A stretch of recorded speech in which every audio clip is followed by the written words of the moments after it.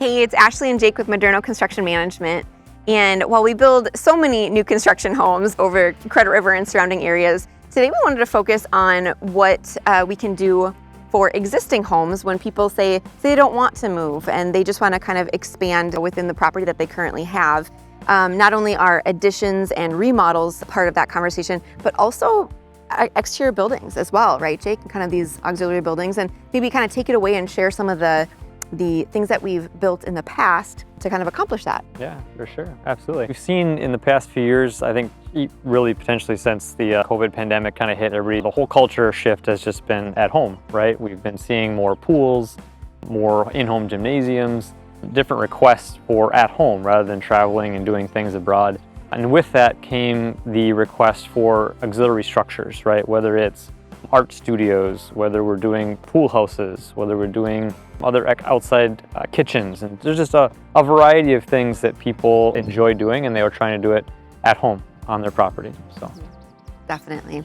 And so when we're looking at a structure like an auxiliary building that's maybe apart from the house, say like we're at capacity or we don't want to break into the house, we want to kind of have a separate building, what are the next best steps to understand what that might look like on someone's property? What do we do? What's the next step? Yeah, absolutely. We always want to start with getting kind of that snapshot of the property, right? And that would be through a site survey, right? So we'd contract out an engineering company to give us a buildable area, right? So they'd tell you what parameters we can build in, because there's certain setbacks to contend with, right? If the house is there, we have to be a certain distance from the house.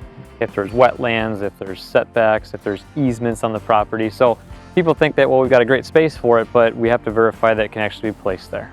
Indeed, indeed. Yeah, and really at that point, then the sky is the limit. So we see these things built out with, full-on concrete floors and drains, right? All the way to a fully finished home gymnasium and things like that. So really the sky is the limit on what these structures are. And it really is just like a nice extension of the home. Sometimes it's a great like teenage, hangout, or a great place to put your home office. That's kind of away, from the home, but still on the property and things like that. So yeah, it's really interesting. Things have dramatically shifted in the way of both lifestyle and work and family and all of that. But we are seeing that more centrally located concepts really hit the market. And I think too, when things are so busy with either it's, kids sports or whatever it is that kind of takes people in all these directions, really to anchor yourself at home, people are coming to us and saying, I want my home to be that hub.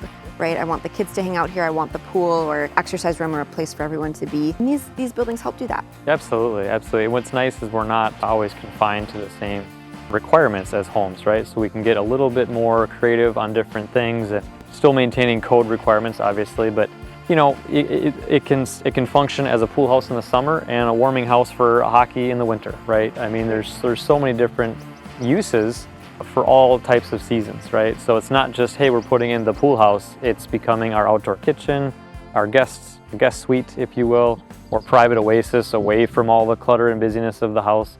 So just expanding our thought beyond just four walls and a roof, right? It's really creating an expansion of how we live. Yeah, and these buildings too can take on a life of their own as the season calls, right? So it could be perhaps a home office, perhaps a pool house, perhaps it's a Murphy bed that comes down and it's really kind of a long stay for an out-of-town guest or something, that they have their own kitchenette and bathroom and things, and it really gives them the privacy while still being with family.